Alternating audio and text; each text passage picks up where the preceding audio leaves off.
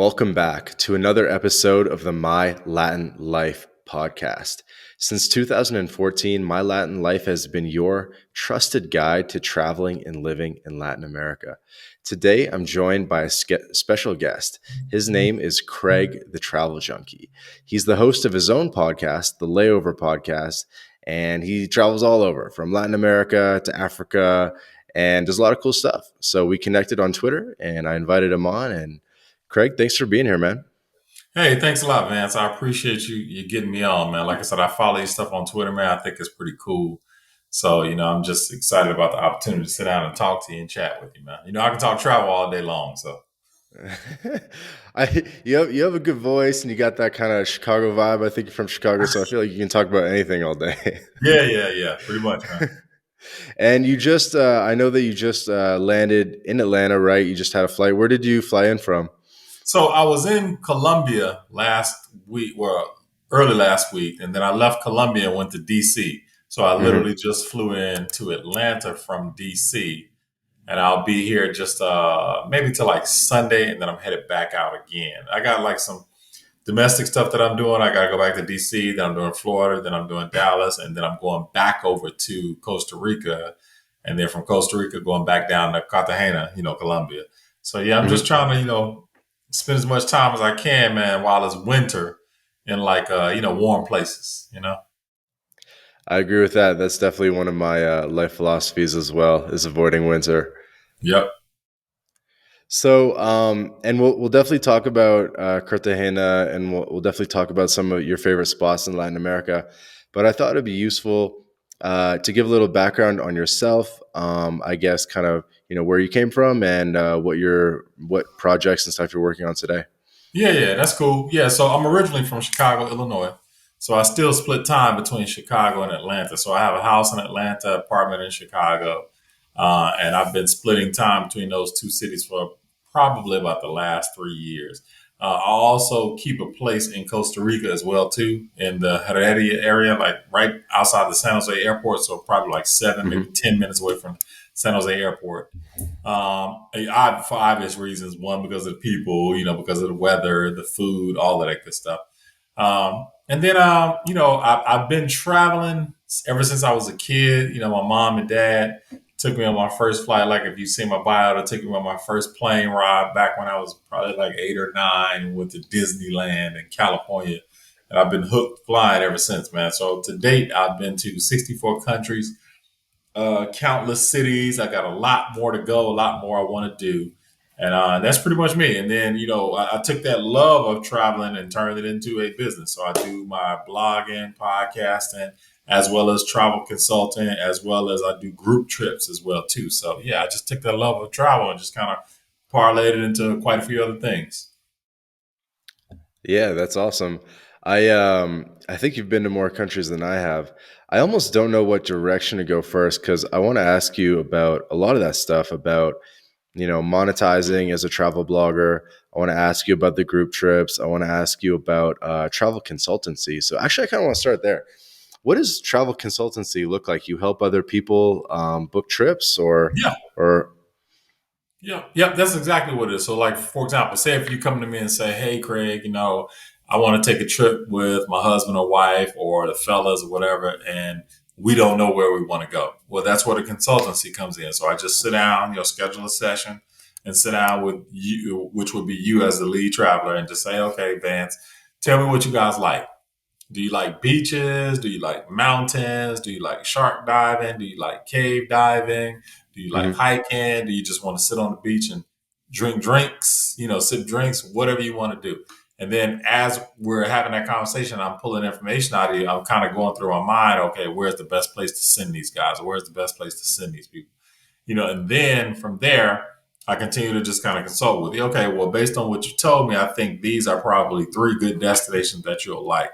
Within these three destinations, here are some, in very high level, here are some of the rules of the government or the rules of the Mhm. country over there, to determine whether or not you like it. For example, you know, if I get somebody and they want to go on a trip and they just want to sip drinks and all of that, well, I probably wouldn't send you to the Maldives because, as you know, it's a Muslim country and so they don't have a lot of alcohol. So, I probably wouldn't send you there. I'd send you somewhere else, So I take a lot of that into account. So that's what the consultancy piece looks like. Okay.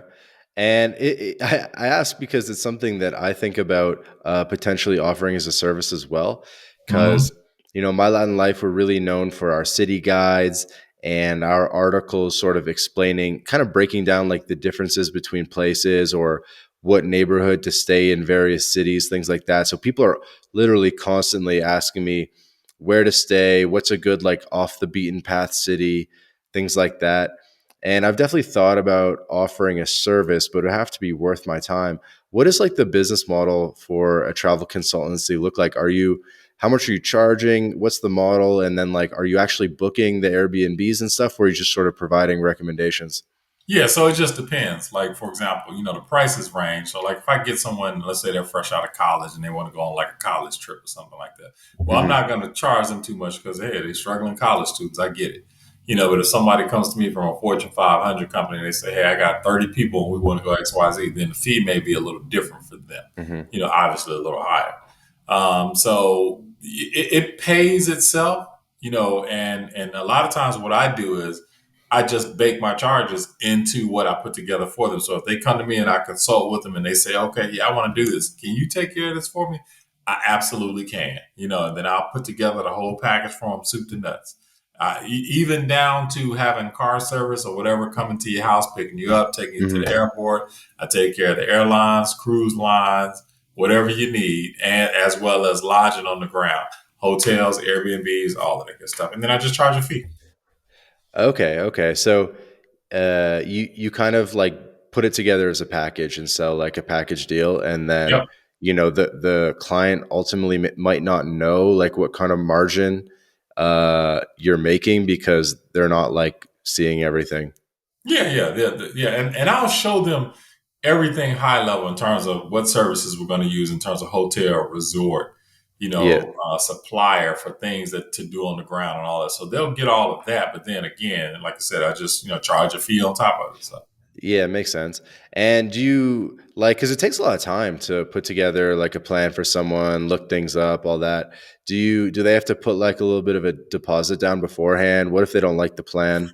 No, I used to think about putting a deposit down, Vance, but I love doing this so much. So I don't have to really think about taking a deposit from someone because if you use me to book with me, like I said, I'll get it back once I just put my margin in there. And it's worked pretty well for me.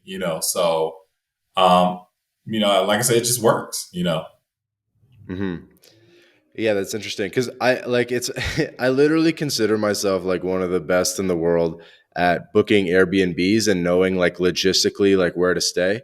Yeah. For example, the past couple of months I've been staying with some buddies, and whenever I get tired of planning every little thing, I'm like, you know what? You just plan it. Just like send me some Airbnb links. And then I look at what they send me and I'm like, no, this is like not within walking distance of the beach. This is not within walking distance of the club. Like Right. it's all these different things. And so, yeah, so I've always considered potentially offering a service like that.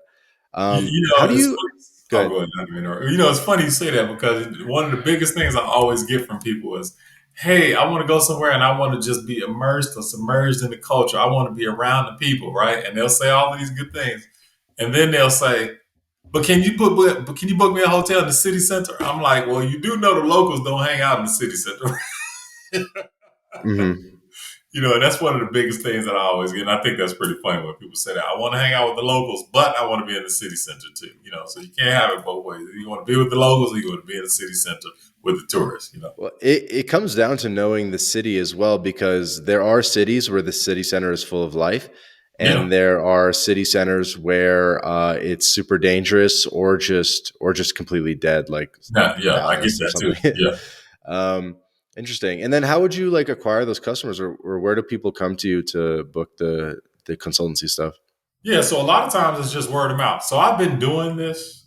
Uh, Probably since like well, let's say 2015, but Hmm. 2017 is when I actually turned it into a business. So I've been doing it that long, and so a lot of my customers are word of mouth, repeat customers. Hmm.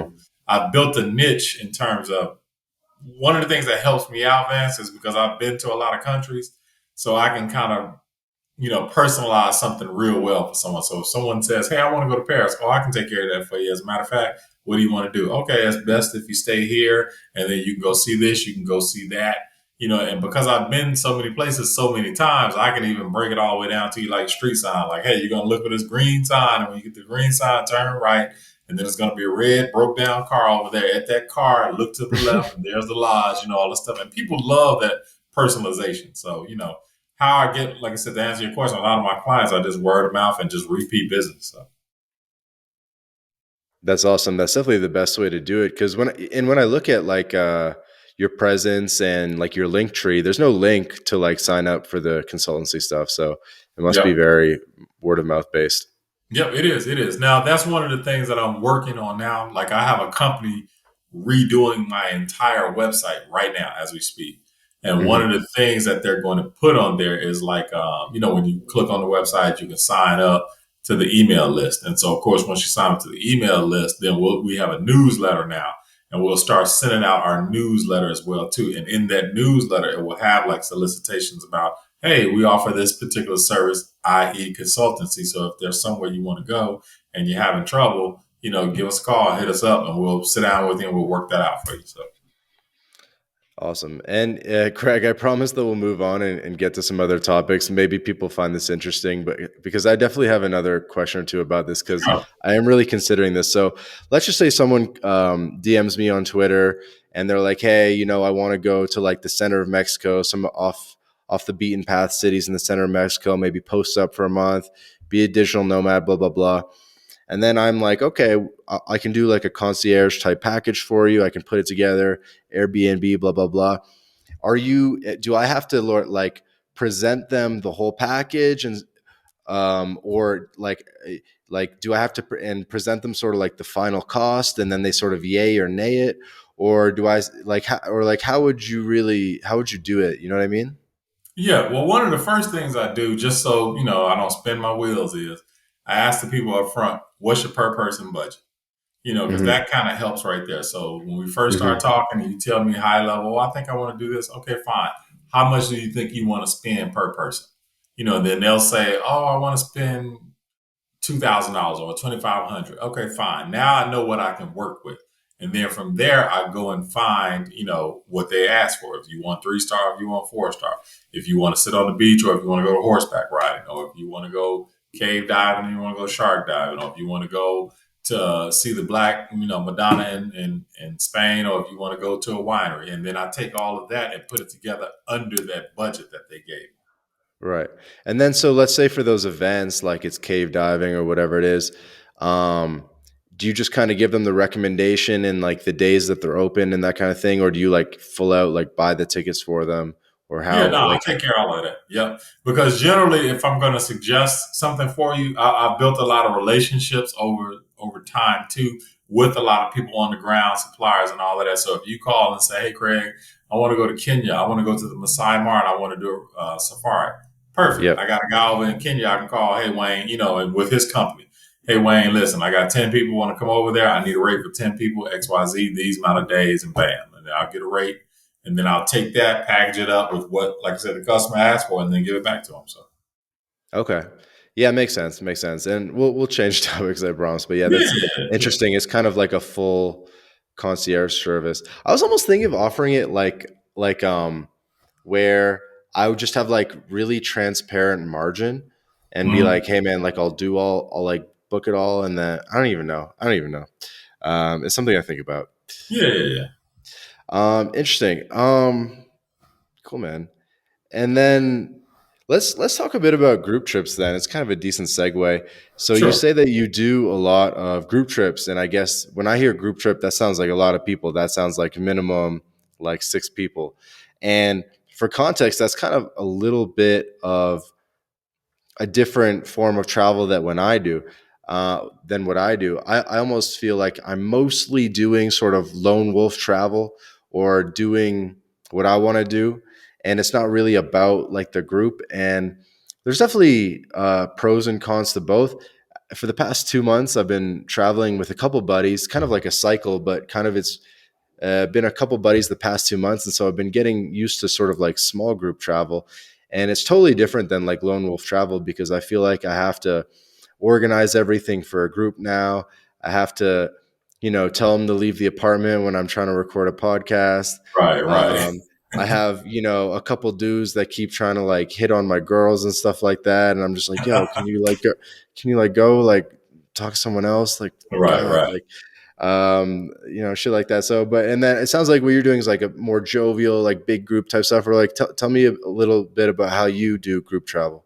Yeah, yeah. So I do it all, and you're right. Groups can be anywhere from six up to. So the biggest group I've ever done and hosted was like a group of 75 people, and I thought it was amazing. We went to South Africa about 3, 4 years ago now, and we had an amazing time.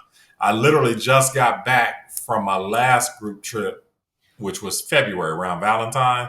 We went down to Cartagena, as a matter of fact, Colombia. So I took a group. It Hmm. was 36 of us, and so we went Damn. down to yeah, went down to Colombia, and we had an amazing time. I have my next group trip coming up. It's 34 of us, and we're going to Kenya and Zanzibar, and that is in June.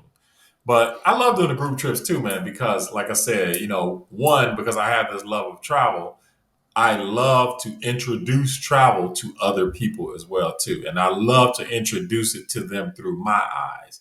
So a lot of times when we do our group trips, I always throw stuff in there that people never thought about doing. Like for example, Hmm. like shark diving. Nobody thinks about going shark diving. You know what I mean? But when you throw that on an itinerary, people are scared of it. But when they go and they see it and experience it, they realize, oh, it wasn't that bad. I remember one year, probably about 6 years ago now, we went to Petra. We went to Jordan, and I put a Betwan camp on the itinerary. That's where you go and like you stand out in the desert, out by the mountains. With the guys that be out there herding the goats and all of that stuff like that. And so you're sleeping in tents and all of that. And prior to going, everybody talked about it like, oh, I don't know about this. I don't know. And then when they got there in advance and they had the most amazing time, that was like the highlight of the trip. Everybody loved it, So I love doing group travels for a couple of reasons. That's one. One of the other reasons is whenever I come across a novice traveler and just to hear them on the trip when they talk about where we are. Like we went down to Cartagena in February. I had a young Hmm. lady, she had never been on, out of the country. So this was her first international trip, right?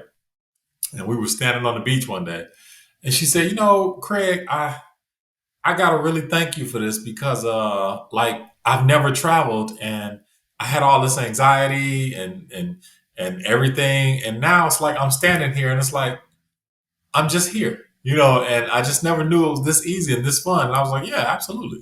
So those are some of the reasons why I love doing group travels for responses like that from people. And then, like I said, just giving people an opportunity to see the world. That's awesome.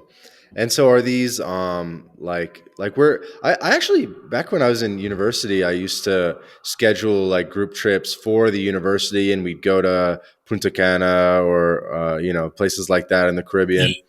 And I'd kind of get my trip paid for if I, signed up a whole bunch of people type Yep, thing. yep, yep. Um where do you like these big groups like where how do they all know each other? How do they come together? So believe it or not, man, my best friend and I um, started our Facebook page years ago, right? And we started our Facebook page. And just from people joining the group and the group Hmm. actually growing and getting bigger, that's just how like we've just been able to get like all of our followers to go on trips and customers to go on trips as well too. And that's just how it works. So like you'll go on the trip vans, you'll have a great time, then you'll come home, you'll tell your friends. Next thing you know, one of your friends is going on a trip. Next thing you know, a cousin of one of your friends is going, and then it just grows and grows. So it's a bit people who don't know each other just kind of from a Facebook community. Yep, yep, from a Facebook community. And then a And you say lot of we my have 30 trips, spots left. We have XYZ spots left, like sign up yep, soon, that kind of yep, thing. yep, yep. We package it all together, put it out there, put the whole link to our trip.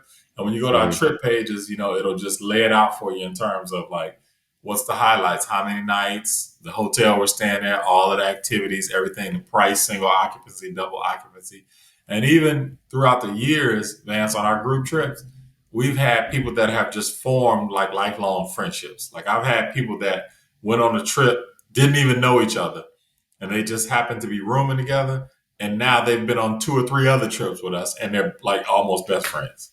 So I believe it. I believe it. Travel definitely brings people together, and I've made a lot of friends just in hotel lobbies and stuff like yeah, that. yeah. And so what would these and by the way, I also have been thinking I really want to start spinning up some Facebook groups. I've been really working hard in Q1 and kind of getting the socials going again for My Latin Life.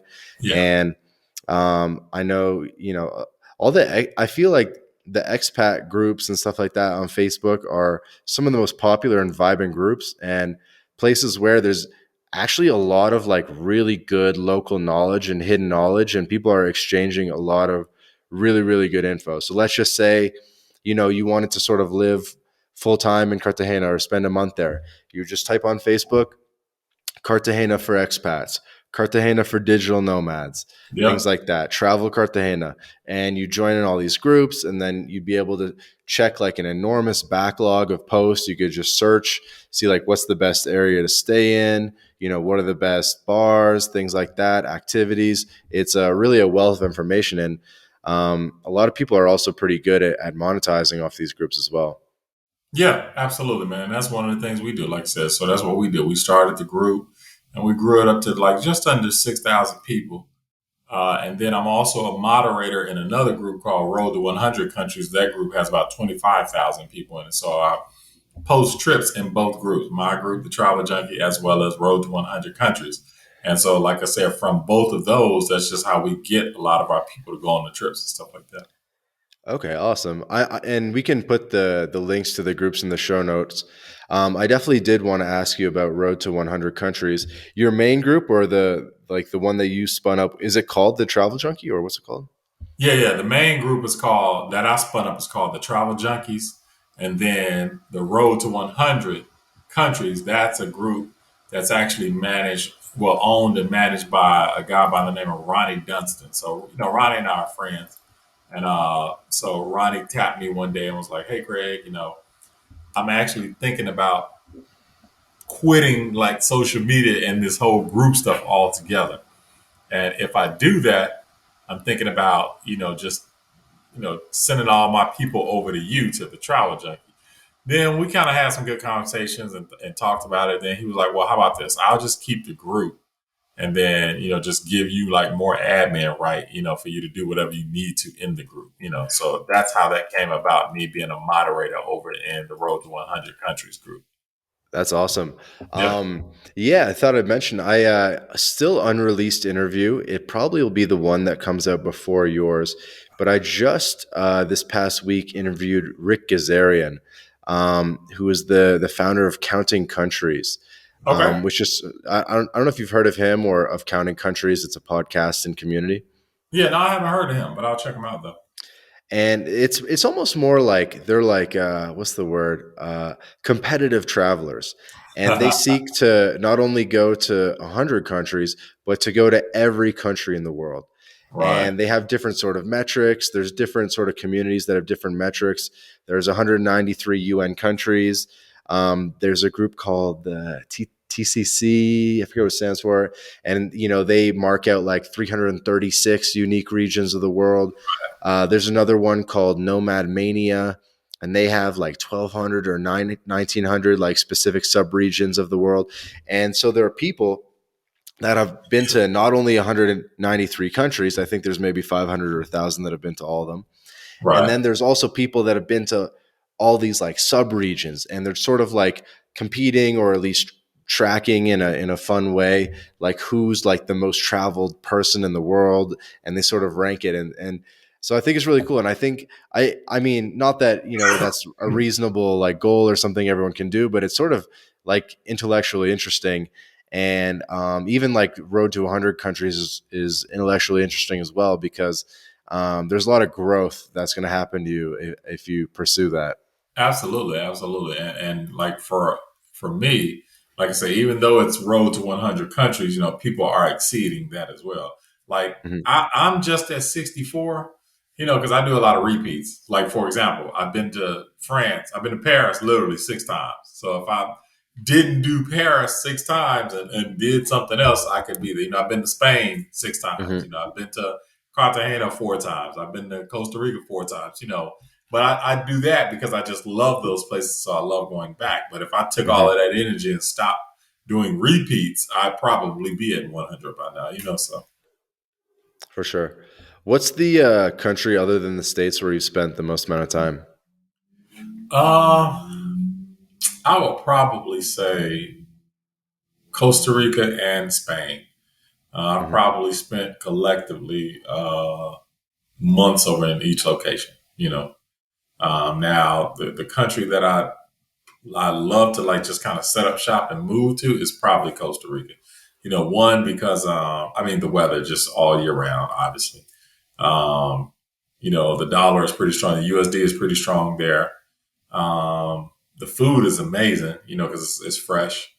And one thing I love about Costa Rica, and I tell people, Costa Rica has no army. They have no military. And one thing that says is we don't bother anybody and nobody bothers us. You know what I mean? So I love that about Costa Rica. Definitely. I haven't been to Costa Rica in a while. I personally prefer Panama. I got the Panama shirt on. Yeah, yeah, I Do you see. I find see. Costa Rica expensive these days, or cheaper than the States at least? Yeah, it's way cheaper than the States. So it's not expensive at all, man. Like you can go down there and get like a 2 bedroom, 2 bath apartment, $600 a month, and sometimes less, so it's not expensive at all. That's not bad. And I feel like the thing about Costa Rica is there's not a lot of clear choices of where to go. I mean, to some extent there is, but it's actually quite dispersed in terms of like the different towns. So there's Yaco or Jaco, Jaco, whatever. Yeah, There's Jaco. Tamarindo. There's Puerto Viejo. There's a million Yeah. little spots. I used to go to Playa del Coco. Um, like, what do you think are some of the best beach towns in Costa Rica? So I like Capos. Capos is very, very beachy, and it's nice. I like Uvita. Uvita has some good beaches as well too. Hmm. And the one thing I like about Uvita, and this is a little known fact that a lot of people probably don't know about Costa Rica, you got the Caribbean side, the Pacific side, right? So you Yeah. got the beaches on both sides. But Uvita and like the Pacific side, that's the only side where you have the mountain and the water running together. So you have mountains that come all the way right to the beach. And Okay, I that's the like one, that. yeah, one little known fact about the Pacific side. On the Caribbean side, I love it over there. Like maybe like Guanacosta is cool, but I like the jungle. I'm not really too much of a beach guy, but I do beaches because obviously group trips. A lot of people want to do beaches, stuff like that. But like if I had my say to live in like Costa Rica, it'll probably be like a little small town called La Bolsa. It's on the Caribbean side. It's between San Jose and La Fortuna, so it's probably like an hour and a half from San Jose by car, or La Fortuna RNL. I love that area as well too. So if I had to just put up a route in Costa Rica, it would probably be the Caribbean side, La Fortuna RNL. Okay, La Fortuna. And Yep. then what's the other one you said? La Mosa, La Bolsa, Oh, it's called La Bolsa. It's L La A. Bolsa, Yeah, BALSA. BOL. Yep. Okay, okay. BALSA. Yep. La Balsa. Balsa. Yeah, La Balsa. Okay, cool. All right, so you're more of a jungle guy. Yeah. Yeah, How I love it. I like it too. How in but sorry, I did want to ask. So for maybe people that are unfamiliar with Costa Rica, how would you sort of describe the Caribbean side versus the Pacific side in terms of the vibe? Well, I mean, so the Pacific side, you're going to get, in my opinion, well, you can get both water and jungle on both. But the Pacific side, I would think you're going to get more beach, because like I said, like you mentioned, you got Jaco, and Jaco is pretty big. It's all beachy. And then past Jaco, if you're riding I think south of, you're going to run into Capos right behind that. And then right after you pass through Capos, then you're going to go through Costa Verde, which is like mountainous, but some beach Hmm. down there. And then you're going to hit Uvita, and then you can keep riding out all the way out to the very end where you meet Panama right at like Pasa Canoas and all of that stuff like that. Hmm. So I think that's the vibe on the Pacific side is more beach, I would think. Whereas when you go to the Caribbean side, if you're not right there like at Guanacaste because you're flying into Liberia, you're going to be more so like in the jungle, the forest, Monteverde, the cloud forest, all that stuff like that. So I think those are the two different vibes. The Pacific side, you'll get more beach. Caribbean side, you'll get more jungle, so. Okay. And by the way, on My Latin Life, we talk a lot about, second residency, citizenships, passports, things like that. Have you looked into getting residency in Costa Rica? Yeah, absolutely. Absolutely. So it's like three main ways, really four, but the three main ways for Costa Rica are purchase property, $200,000 or more. And so if you purchase property $200,000 or more, you get immediate residency. Or if you have a pension. So like if you can show Yeah. where you have like a pension coming in, like let's say if you work for a police department and you retire from the police department, or you retire from Sears or AT Hmm. and T or whatever, or you retire from the military, then you can get immediate as well. Or if you can just sit $65,000 in the bank for like 3 months, then you can get residency after that as well too. And those are like the three main ways. The fourth one, I mean, it's simple. If you find somebody and marry somebody, you can get residency that way. Yeah, and I've been thinking about it with the Costa Rica. I was holding off because um, they were changing the laws around taxation Yeah. around the end of 2021. They were thinking about switching back away from a territorial tax system model to like a residency taxation model, and that really scared all the expats who are already in Costa Rica. And they said, "Oh no, I don't want to, be taxed on my Canadian American assets and incomes and things like that." And I guess the pushback was significant enough. I haven't done like all the research, but from what I've heard, Costa Rica has sort of done the double take, and they decided to basically continue with the territorial tax system. Um, I don't know how much you know about that, but that seems to be the case. And so I'm once again considering doing the Costa Rica thing. Um, and I think I'd probably do the bank deposit one. I'm actually a big fan of residency by bank deposit because it's just so Yep. much easier. Yep. Um, do you know anything about? Do you remember that sort of tax scare or? So I don't remember that, because when I met with my lawyer down there, we didn't talk about the taxes and all of that. We just really basically went over all of the things that you need to do to get the residency. And the one that appealed to me was the same one you were talking about, just just having money sitting in the bank, because that Mhm. was the easiest to do. I've also looked at property to purchase there as well too, but the easier for me was just sit the money in the bank, you know. For sure. And yeah, I heard it was 60K, and the sort of reasoning behind that is because it's supposed to be sort of like 2 years worth of means. So it sort of works out that, you'd have maybe 1500 US to use as like living expenses. Yeah. I haven't looked at this again super recently. I do want to put together some info, but do you have to like take the money out like bit by bit, or and then like how do you even get it down there? No, you don't have to take it out bit by bit at all. And the way when I was talking to the attorney, the way she explained it to me is you can even have it just sitting in an American account as long as you can verify like bank statements and send it to them, them meaning your attorney and all of that stuff No like that. way. Yeah, or you can just sit it in a Costa Rican bank, either one. And I was like, wow, that's like super easy to do.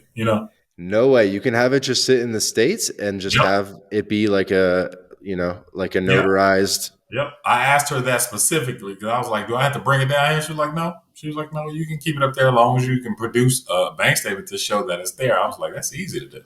Oh my God, that's a game changer. Yeah. If you don't mind me asking, then, like, what else did you kind of learn from speaking with lawyers in Costa Rica? Obviously, this is kind of like, you spend time in a bunch of Latin American countries, and we can talk about some of that stuff as well. But Costa Rica sounds like you're actually kind of making a base. You mentioned that you got like a bit of an apartment set up and stuff. What else have you learned about the process of moving to Costa Rica and from speaking to lawyers and all that? Well, one of the things that helps facilitate that process too is like, let's say if you come down and you do a business, right? And one of the businesses that are pretty big, like in Costa Rica, for like expats is language. So like, let's say if you came down there and you wanted to get into teaching English, like for me, I was born in the States, so English is my first language. So if I go to Costa Rica, to help facilitate my move, it would behoove me to start a business, an English speaking business. And all I'm doing is just teaching English. And that helps as well too. So that's one of the things that the attorney said. Yeah, if you have a business and you can make sure it's geared toward Costa Rica, such as English, that helps.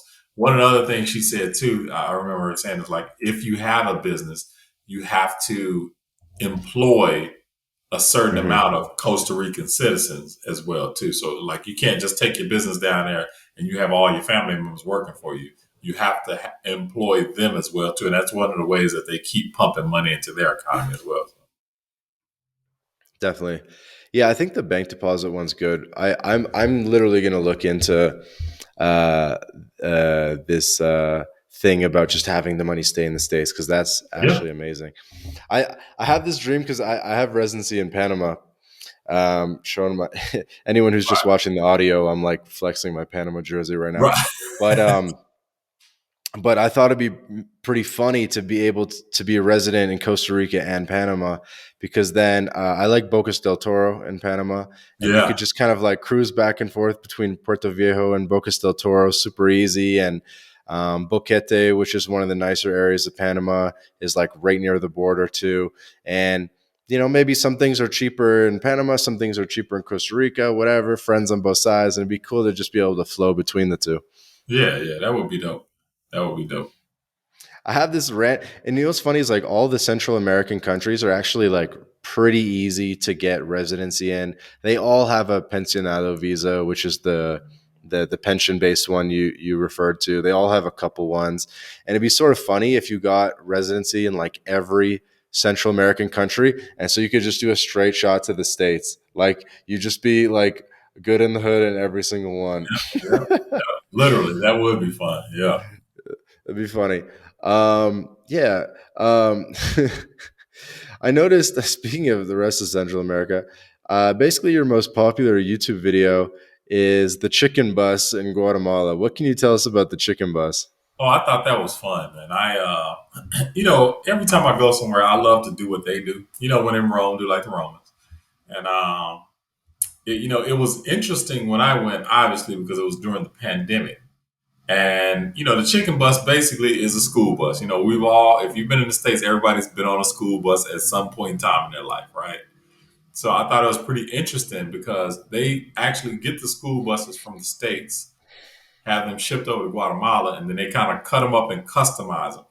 And then all of the names on the side of the bus are the names of the family. So it'll be like the Martinez family or the Rodriguez family, stuff like that.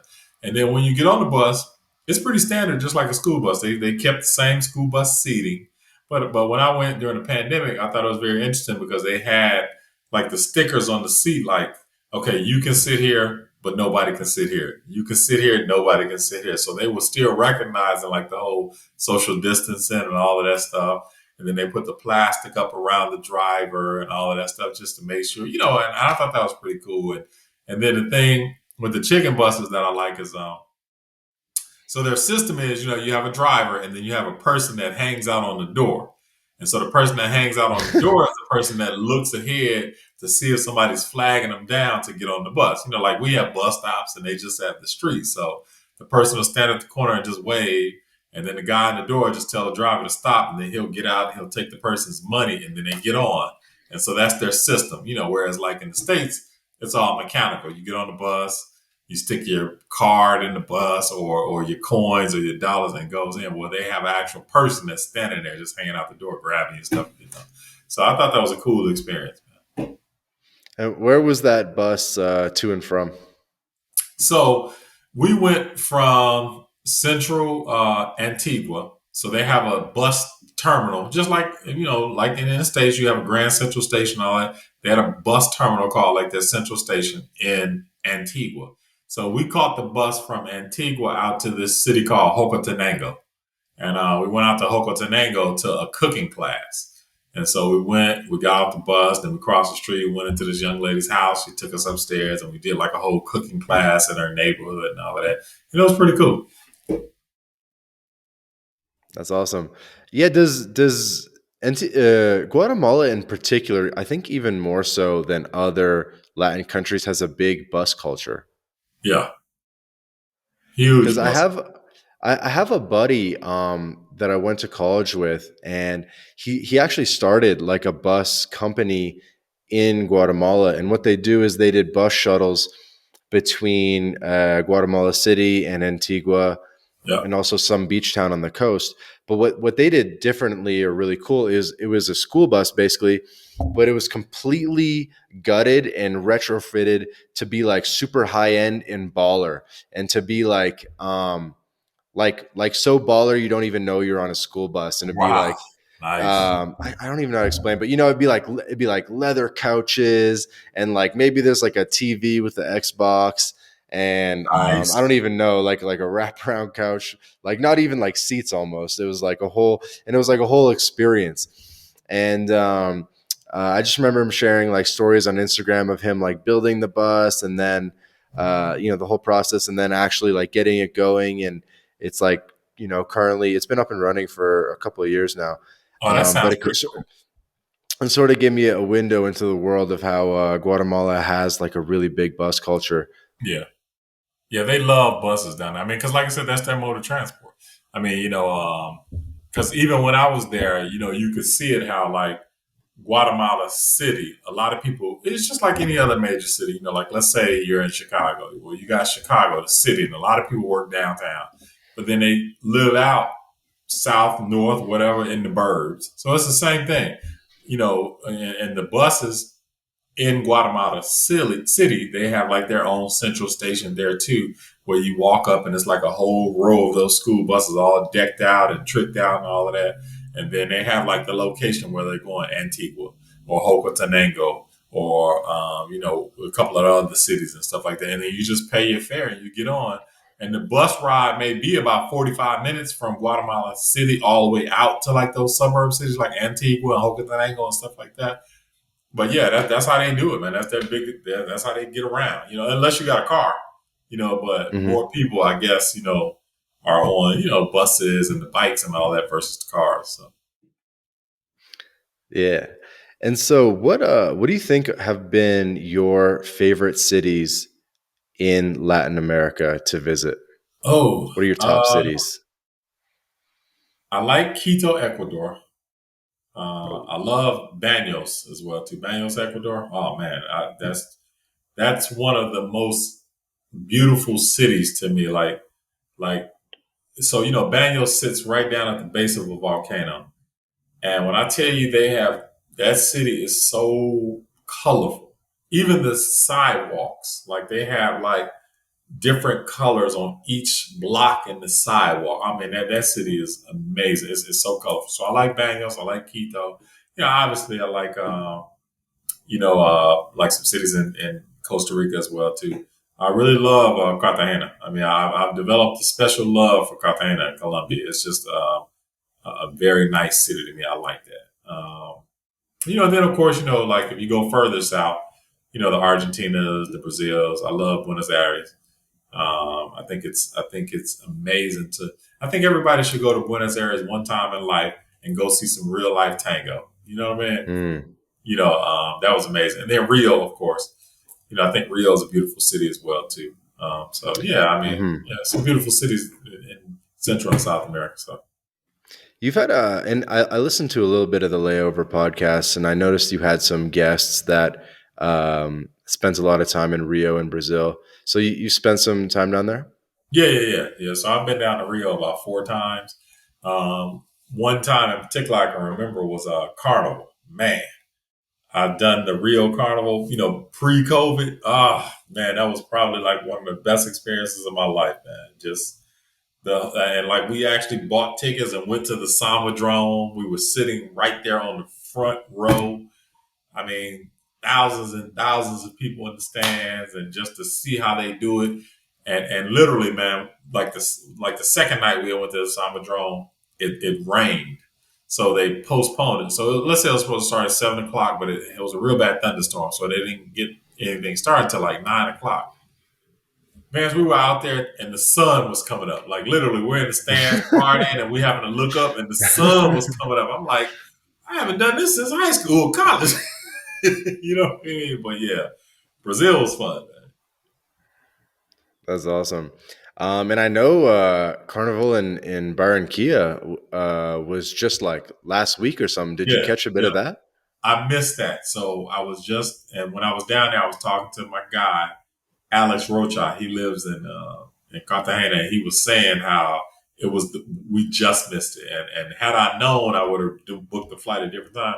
But I just had so much other stuff going on. I didn't know. So, Yeah, and the so and I don't I was it caught me off guard because I was at the carnival in Mazatlan just a couple weeks ago, which is the biggest carnival in Mexico. And so in my head, I was kind of assuming that all the carnivals would kind of be happening at the exact same time. But the Colombian carnival was slightly later. Is there a carnival in Cartagena and Barranquilla, or is it more primarily Barranquilla? yeah, more in Barranquilla. So when I was talking to Alex, he said more in Barranquilla. That's the biggest one. That's the one that everybody knows, Barranquilla. So, Okay. And speaking about Colombia, obviously Colombia is a very diverse country. It's got a lot of different cities that people can choose from. I know a lot of people that came away with a bad impression of Cartagena. I've heard that the like street vendors are pretty aggressive with the tourists and stuff like that. Um, like what what do you like about Cartagena? Do you think it's a good city for digital nomads to potentially post up? Do you think it's more of like a 1 week destination or potentially like a 1 month or longer destination? so just to touch on like the street vendors, and it's funny you say that because I had one of the young ladies when we came back from our trip in February, and I was posting pictures of one of the women in the group. She didn't go on the trip, but she just commented that she had been to Cartagena before, and she said the Hmm. same thing. Oh, the street vendors, they just would not leave us alone. It made me sick. I would never go back to Cartagena, and I found that strange because I've never had a problem with the street vendors in Cartagena. Sure, somebody will come up and ask for something. I'll just tell them no gracias and just keep it moving. And they don't follow me or bother me or anything like that. So I found it strange when she said that. Now, I'm not doubting that it happened, and I'm not doubting that it does happen. It's just Hmm. never happened to me, so that's why I just found it kind of strange. But to answer the other part about how long you should stay, I think it just depends. I mean, I can set up shop in Cartagena for a month, because that's just how much I Hmm. loved it. I mean, the food is great. Hmm. It's very walkable, and that's what I love about it too. So you don't have to have a car. If you stay in certain areas, like if you go in like Boca Grande area, no car needed. If you stay like in Carrera, you don't need a car. I mean, so I love it for like some of those reasons. Or if you stayed in Getaway, you don't need a car. So that's one main things I love about Cartagena. You don't need a car. You can just walk everywhere. And then if you get tired of walking, just jump in a cab. Because everything's cheap down there. So Hmm. And I've had a lot of guys on this podcast. I've had a couple of guys who are based up in Medellin, obviously a big digital nomad spot. But today, Craig, you're our Cartagena expert. And so if you were to post up in Cartagena, let's say for a month, uh, um, would you be posting up? I'm looking at a map now. Would you be posted up like basically on that peninsula thing, on Boca Grande or in yeah, Getsamani, and that sort of area where it's all kind of like more or less part of the peninsula? yeah, Or would you be somewhere sort of off the peninsula towards the town? Or I know that there's like more beaches sort of further like nearer to the airport. Or yeah. what would you recommend to someone who doesn't need like a lot of luxury, but they want sort of that balance of like they're willing to spend like a little bit, but they don't want to be too baller, but they still want to be kind of like close to bars and stuff like that and the Yeah. beach. I would recommend the neighborhood Carrera, because that neighborhood, it's so the peninsula that you're talking about, that's Boca Grande, right? But so let's just say you got the wall city right here and Boca Grande is out here. Carrera is Hmm. on this side of the wall city. So literally it's about 10 minutes from the airport. Hmm. And it's right there on the beach. And then because it's right by the wall city, Hmm. you got your neighborhood Carrera, which is a nice, vibrant neighborhood mix of locals and some expats because it's like a lot of high rise buildings, but stuff is Yep. mad cheap over there, right? But then you can walk right into the wall, and you got everything you need right there in the wall: shop, stores, all of that stuff, and you got all that outside of the wall too. So I would recommend if you want to go and stay a good long while, and like Hmm.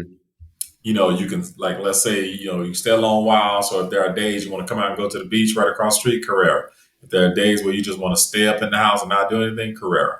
So I would recommend like that Carrera area. So Okay, and is that it looks like Carrera? It didn't really come up, but there's El Cabrero, which is sort of, I guess, sort of the start when you get off the peninsula, and then past that, you're sort of like there's like a river that sort of cuts right beyond behind the beach.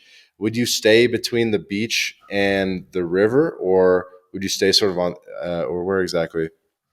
so for me, I'm not really a beach dude. So, but I know a lot of people are.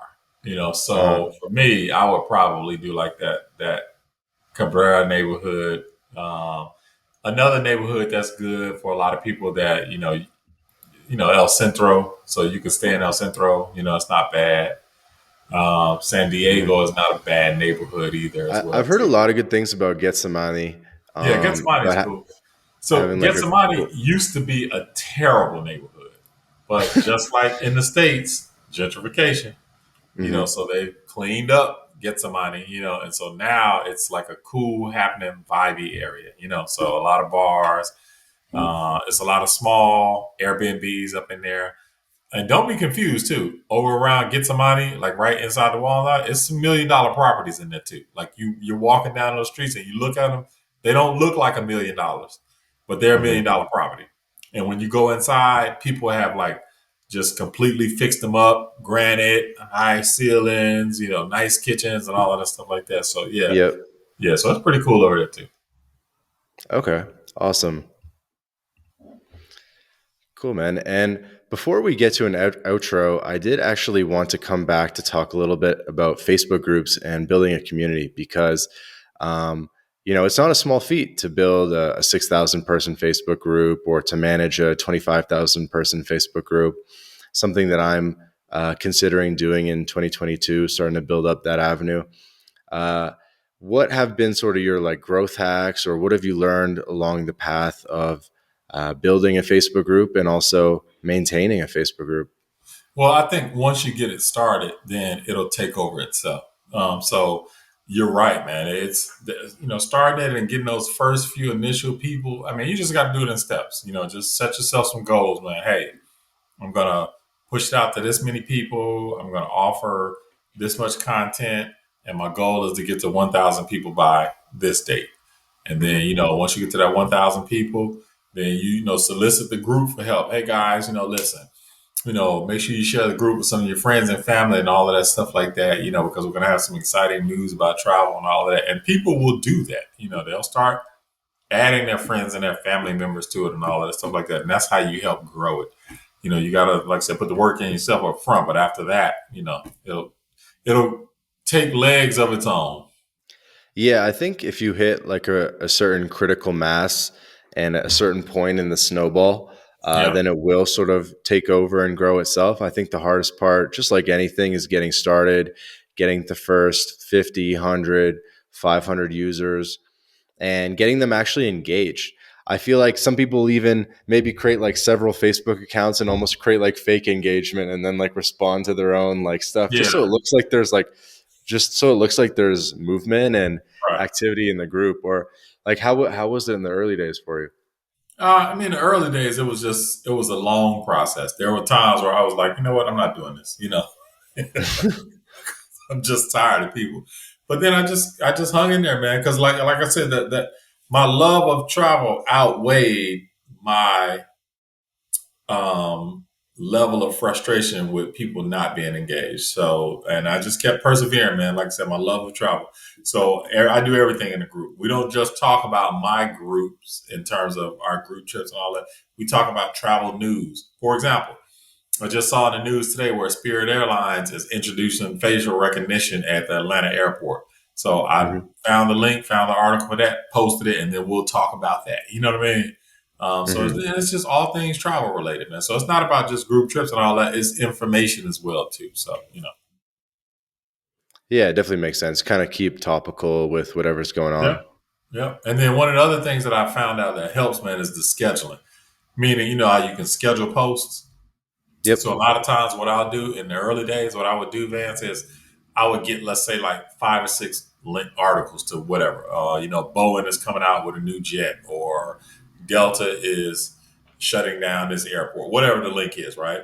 And then I would schedule. I would be like on the weekends, and I would schedule them throughout the week. So I would schedule one link to drop Monday. I would schedule another link to drop Tuesday. Schedule another link to drop Thursday, and that way Hmm. I could schedule them and then forget about them, and then they would just drop, and you can schedule them at any time to drop, and so that helped early on a lot, utilizing the schedule button to schedule, your links to drop at certain times, so. Hmm. And in terms of like discovery, like, after you've invited all of your, friends in your personal network and you Yeah. sort of maxed that out, I mean, obviously there's some SEO element where people just sort of search in the search bar for Facebook groups, but like how else are there like growth hacks, or do you like share the group in like Reddit or different forums or different places, or how can you get the group in front of people so that they join, and how do you like grow it? Yeah, good question. So I haven't put it in Reddit or anything like that. One of the things that I do is I just keep, one of my friends years ago, she was helping me write something, and I was writing it, and she said, "Stick the Travel Junkie right here." I said, "Okay." And then in the next sentence, she said, "Stick the Travel Junkie right here too. Stick it right here too. Stick it right here too." She said, "You want to shove it down people's throat, because that's branding." And I was like, "You know what? You're right." She said, "I know I'm right." So she said, "Every time you're speaking, say the Travel Junkie, say the Travel Junkie, say the Travel Junkie." And if you keep saying that, after a while, people will just come up to you, Travel Junkie, and then they'll start looking for it themselves. And next thing you know, you've created this whole Travel Junkie, and everybody's looking for it on their own, and I think that works, So a lot of times when I'm writing stuff, or I'm writing proposals to hotels or suppliers and stuff, I stick the Travel Junkie in that big and bold about 5 or 6 times. You know what I mean? Just shove it down the throat. That's awesome. Has the leverage of the Facebook group, because I think that is kind of like your biggest audience, right? Has the Yeah. leverage of the Facebook group allowed you to get like free hotels or Oh, leverage you into absolutely. other opportunities? Yeah, absolutely.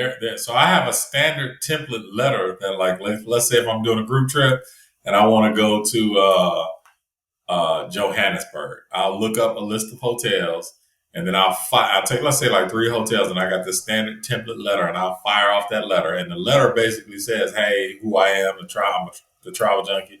I'm a blogger. I'm a moderator in a group that has 25,000 people, another group that has 6,000 people. I've done trips here, I've done trips there. We've sold out hotels, and a lot of times when people see that letter, they'll come back and say, "Oh, okay, yeah." So let's say if they had a room and it was $1,000 a night, they may give it to me for $650. So yeah, so it helps, and I've definitely leveraged it. I believe it. I saw you had a tweet recently that's also the name of the podcast, and you said something like layovers build character, or I forget how it's phrased. What's that all about? So every year, minus the pandemic years, every year my business partner and I, we host a Travel Junkies Black Friday flight deals. Because as you know, in the States, Thanksgiving is pretty big. Right after Hmm. Thanksgiving, there's Black Friday where everybody does their shopping and all of that, right? So we realized years ago that it's not only just, hey, I want to go get a TV, or hey, I want to get a new microwave and all of that. Airlines and hotels, they have deals on Black Friday as well. So The very first call years ago, we were hosting, and we had the black, the Travel Junkies presents the Black Friday flight deals call. And how it works is we put up a bridge like this, and then we log into the call, and it'll be people from all over the globe. And so we'll open the bridge, let's say like at 9 p.m. Eastern time, just for everybody to get situated. And then about 10 p.m. Eastern time, all the way to like 4 in the morning, we're just on there catching deals. And like somebody will jump on and say, "Hey, I'm trying to go XYZ."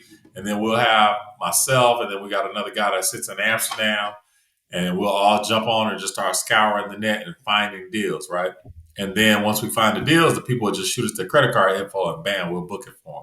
Or we'll give them the link and they'll go book it themselves. So how Layovers Build Character came about, we had a young lady, her name is Ty Travels, TAI Travels. And she has a blog, the whole lot. And so she was on the call, and she was in New York at the time. And so we were looking to go somewhere. I think it was like Australia or something. And she was on the call, and we were talking about, oh yeah, we can find the flight. We found one. It has like 2 layovers here, this, that. And she said, I don't want to do a layover. I mean, what's the point of doing a layover? And when she said, what's the point of doing a layover? I just immediately blurted out, layovers build character. And then my business partner was like, we need to put that on a t-shirt. And then we just have been rocking that ever since. So that's one of our things. Layovers build character.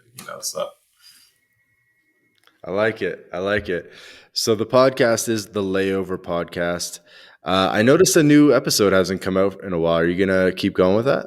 Yeah. So that's one of the other things. Like I said, I got the company working on my website, and I'm actually doing taping now with some people, and I have like 3 in the can right now. So once I get my website, I'm going to drop these 3. And then I got some people that I'm scheduled to interview like in the coming weeks as well, too. So yeah, season 2 of the Layover Podcast is definitely coming, and you can catch it on like Spotify as well as any other podcasts like Google Podcasts, all of that stuff like that. So definitely be on the lookout for that. Dope. Well, I'm down if you ever want to have me on. Yeah, absolutely, man. I got to return the favor. I got to get you on, man. Yeah. Sounds good. Sounds good. So yeah, man, we're just wrapping up. Obviously, Craig, super appreciate your time, especially on a day where you're just coming in from a flight. Anything you want to promote, plug, this is the time. Hey man, listen, I want to promote and plug traveling. Everybody should travel. If you haven't started traveling, you should start traveling. If you are traveling, go back and grab somebody that's not traveling and put them on. Because like I said, the world is a beautiful place. You learn so much when you get out of your comfort zone, whether you live in the States, whether you live in Europe or any of the Americas. You learn so much when you go see it yourself and go see how other people live around the world. It's probably one of the greatest educational lessons that you could ever have, better than any book, better than any classroom, better than even word of mouth of somebody telling you. Go see it for yourself. And if you want to get plugged in and go see it, come and talk to me. That's what I do, the Travel Junkie.